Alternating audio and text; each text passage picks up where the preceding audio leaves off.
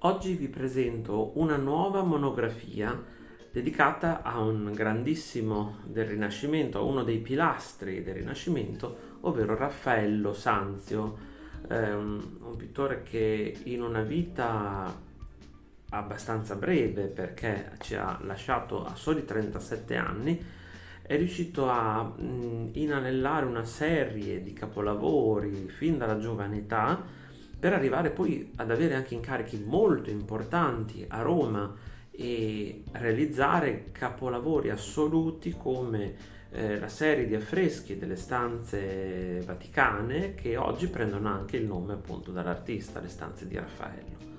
E come sempre sarà una monografia che non ha certo la presunzione di esaurire l'argomento, però integreranno informazioni aggiuntive la playlist che trovate su questo canale dedicata a Raffaello, ma anche tutta una serie di articoli e di letture consigliate e di altri spunti che troverete qui sotto in descrizione. Buona visione!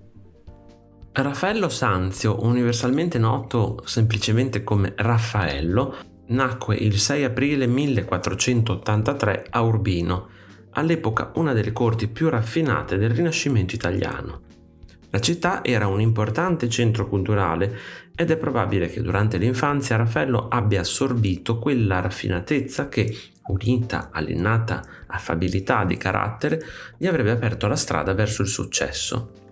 Raffaello visse durante il Rinascimento, un periodo di grande rinascita culturale, scientifica e intellettuale segnato da una riscoperta degli ideali classici greco-romani. Urbino, la sua città natale, era all'epoca uno dei centri culturali più importanti d'Italia e la sua corte, guidata da Federico da Montefeltro, era un punto di incontro per artisti, poeti e pensatori. L'Italia del tempo era frammentata in città-stato, spesso in conflitto tra loro, ma contraddistinta anche da momenti di alleanze e mecenatismi che favorirono enormemente lo sviluppo delle arti. La Chiesa cattolica aveva anche un ruolo centrale nella commissione di opere d'arte come mezzo di affermazione religiosa e politica, e figure come Papa Giulio II furono cruciali nel mecenatismo di artisti come Raffaello.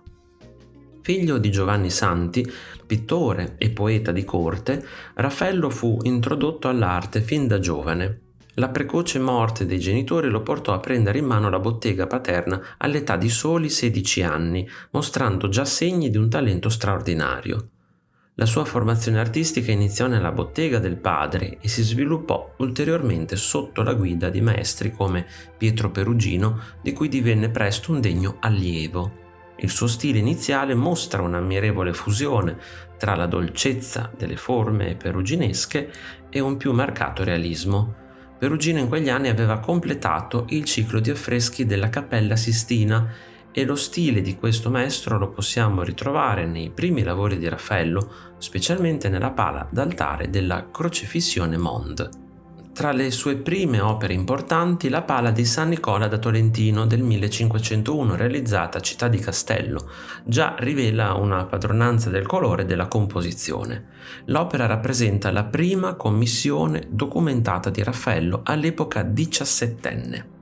Originariamente destinata alla Cappella Baronci, nella chiesa di Sant'Agostino a Città di Castello, l'opera fu danneggiata da un terremoto nel 1789 e successivamente sezionata. Oggi i frammenti sono sparsi in varie collezioni, mentre una copia settecentesca di Ermenegildo Costantini è visibile nella Pinacoteca Comunale di Città di Castello. Al centro del dipinto originale vi è raffigurato Nicola da Tolentino circondato da angeli e con in mano un libro e un crocifisso. La predella narrava episodi della vita del santo. Ma è a Firenze, dove si trasferì nel 1504, che Raffaello entrò in contatto con le opere di Leonardo da Vinci e Michelangelo, il cui dinamismo e la cui profondità psicologica influenzarono profondamente il suo stile. Avendo già dimostrato eccellenti doti che gli erano valse una discreta fama a Perugia, Raffaello si trasferì proprio nella città in cui Leonardo e Michelangelo stavano rinnovando i canoni artistici. Raffaello vi rimase per 4 anni, realizzando alcuni dei suoi ritratti della Vergine più famosi, unendo la padronanza michelangiolesca dell'anatomia umana all'efficace struttura piramidale, al sapiente gioco di luci, all'intimità e allo sfumato proprio di Leonardo. Raffaello diede vita a un'arte armoniosa che riscosse grandissimo successo. Durante il suo soggiorno fiorentino dipinse alcune delle sue più famose Madonne, tra cui la Madonna del Granduca e la Belle Jardinière, su cui trovate già un video nel canale YouTube, caratterizzate da un'ideale fusione di naturalezza e grazia, chiarezza compositiva e un uso luminoso del colore. Raffaello è celebre per la bellezza e la dolcezza delle sue Madonne. Queste giovani donne sono colte in atteggiamenti inediti di affetto e di tenerezza nei confronti del proprio bambino, una sorta di rappresentazione universale della maternità. La Madonna del Granduca è un dipinto a olio su tavola realizzato da Raffaello intorno al 1504, oggi conservato alla Galleria Palatina Firenze. L'opera, che non ha una provenienza certa, fu probabilmente commissionata per un cliente privato. Raffaello, ancora giovane, mostra già la sua maestria con una rappresentazione intima e dolce della Madonna che emerge da uno sfondo scuro tenendo in braccio il bambino Gesù. L'influenza leonardesca è evidente nello sfumato che avvolge le figure, creando un'atmosfera soffusa e rendendo l'opera una delle più famose rappresentazioni mariane di Raffaello. Un'altra splendida Madonna è quella della seggiola, che prende il nome dall'elegante scranno scolpito come un mobile raffinato. Fulcro dell'intero gruppo è il gomito di Gesù Bambino, che coincide in pratica con il centro geometrico del tondo e si sporge verso lo spettatore catturando anche un raggio particolare di luce. Il formato del tondo suggerisce una composizione fortemente circolare. Gli occhi dei protagonisti rivolti verso di noi creano quasi un vortice di affetti. L'equivoco di una presunta ambientazione popolare è legato anche all'insolito costume di Maria, con una sorta di turbante in testa e uno scialle multicolore sulle spalle. La figura di San Giovannino riequilibra la composizione sul lato destro.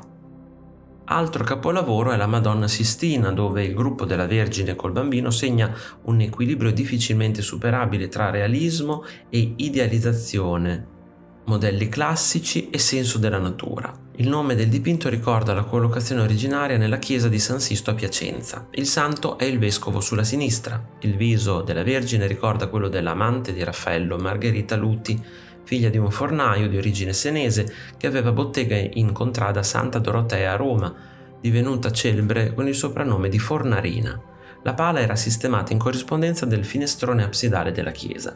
Raffaello crea l'illusione di una finestra reale con le tende tirate e in basso un cornicione. Su un fiotto di nuvole, a guardar bene formate dalle faccine di molti cherubini, l'incantevole Maria sembra avanzare verso di noi con un moto discendente. In basso troviamo i famosissimi angioletti, spesso riprodotti da soli, che sottolineano l'illusoria presenza di un davanzale al quale sembrano appoggiati. Nel 1508 Raffaello fu chiamato a Roma da Papa Giulio II per decorare le stanze vaticane, dove creò alcuni dei suoi capolavori assoluti. Le stanze, 4 in totale, contengono affreschi che narrano storie della Bibbia, eventi della Chiesa e celebrano le categorie del sapere. Tra questi, la scuola di Atene, nella stanza della segnatura, rappresenta un ideale di perfezione umanistica, raffigurando filosofi dell'antichità in un magnifico edificio rinascimentale. Quest'opera mostra la capacità di Raffaello di integrare figure umane in spazi architettonici complessi, creando un equilibrio armonioso tra personaggi e ambiente.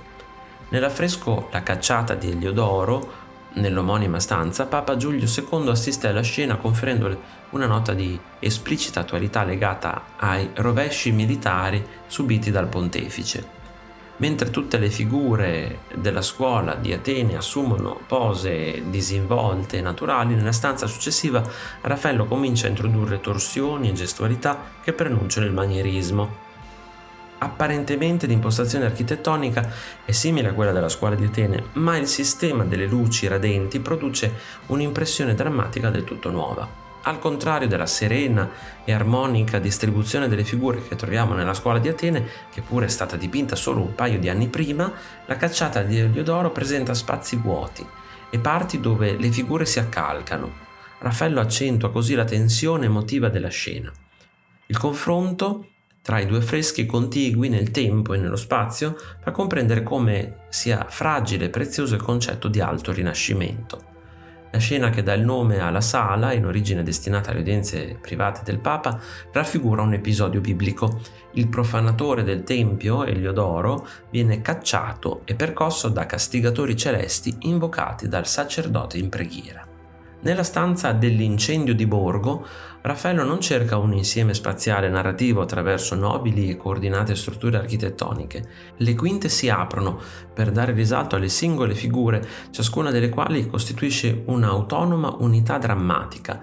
L'intervento miracoloso di Papa Leone IV, la cui benedizione fa estinguere l'incendio divampato nel quartiere di Borgo davanti alla Basilica Vaticana, è rappresentato sullo sfondo molto lontano dalle grandi figure in primo piano. Alcuni gesti, come quello del giovane atleta che si cala dal muro, appaiono evidentemente il pretesto per un'esibizione fisica. La citazione della fuga di Enea da Troia in fiamme, con il padre paralitico sulle spalle e il figlioletto al fianco, alza il grado intellettuale della composizione.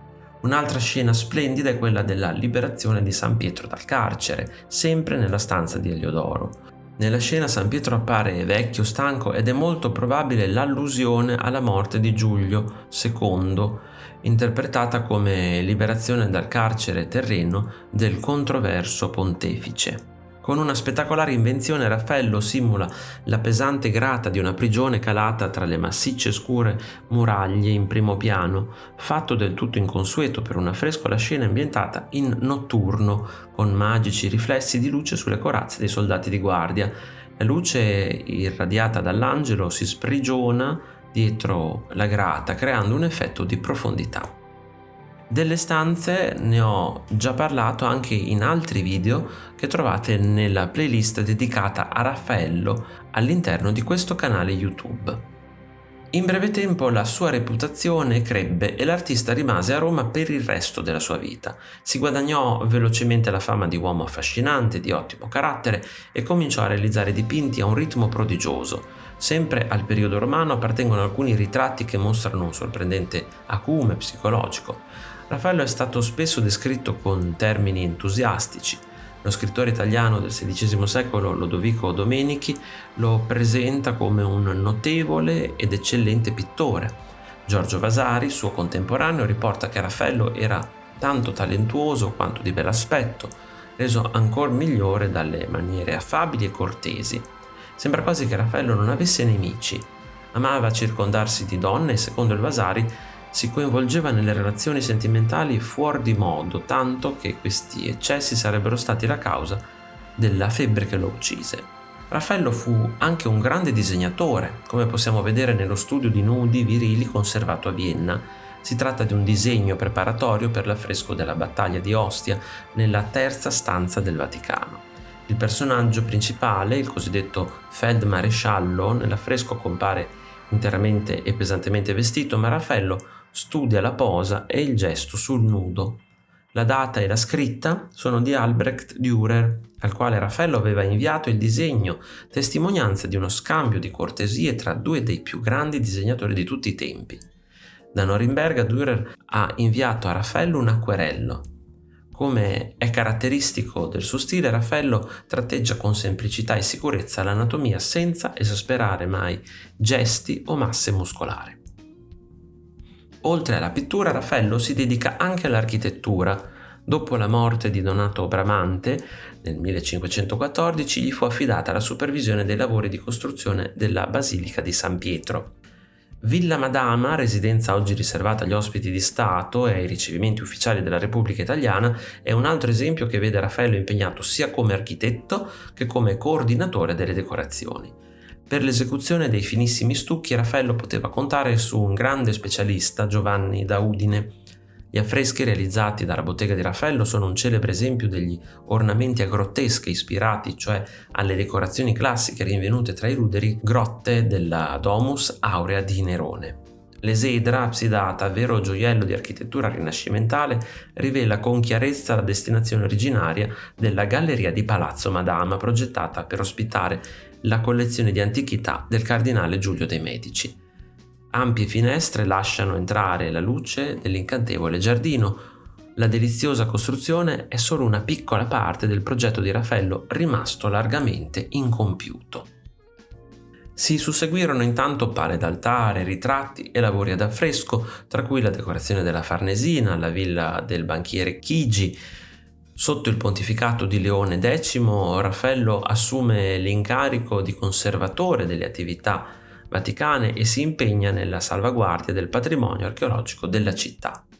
Realizza opere architettoniche e imprese decorative e modifica ancora il proprio stile anticipando temi e soluzioni del prossimo manierismo.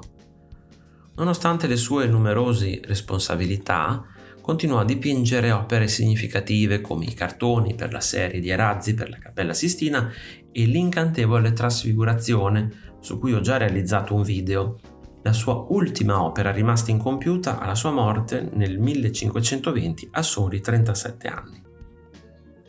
Gli arazzi di Raffaello, creati per la Cappella Sistina, furono tessuti a Bruxelles sulla base dei cartoni dell'artista. Queste opere, commissionate da Leone X, celebrano gli apostoli Pietro e Paolo collegandosi alle storie bibliche dipinte nella cappella. Oltre ai frammenti conservati nella Pinacoteca Vaticana, i cartoni di Raffaello sono ospitati al Victoria and Albert Museum di Londra. La precoce scomparsa dell'artista coincide con la scomunica di Lutero, che apre uno scisma lacerante. Alla morte di Papa Leone X, l'austero papa olandese Adriano VI da Utrecht interrompe i principali cantieri, pensa alla demolizione degli affreschi di Michelangelo della Sistina e sceglie il connazionale Ian van Scorel come conservatore delle antichità vaticane. Eletto papa nel novembre del 1523, Clemente dei Medici rilancia l'attività artistica. Giulio Romano completerà la quarta stanza del Vaticano, ponendosi come erede di Raffaello. Raffaello Sanzio rimane una delle figure più luminose del Rinascimento per la sua capacità di sintetizzare le influenze dei suoi contemporanei, la sua maestria tecnica e la sua profonda comprensione della forma umana e della prospettiva. La sua opera continua a essere studiata e ammirata per la sua bellezza e perfezione formale, testimoniando il genio di uno degli artisti più talentuosi della storia. Quando morì, Raffaello fu sepolto nel Pantheon con una cerimonia solenne. Se ti è piaciuto il video, iscriviti al canale, lascia like e condividilo con i tuoi amici. Ti invito anche a visitare il mio negozio. Un saluto e al prossimo video di Arte Esplorando!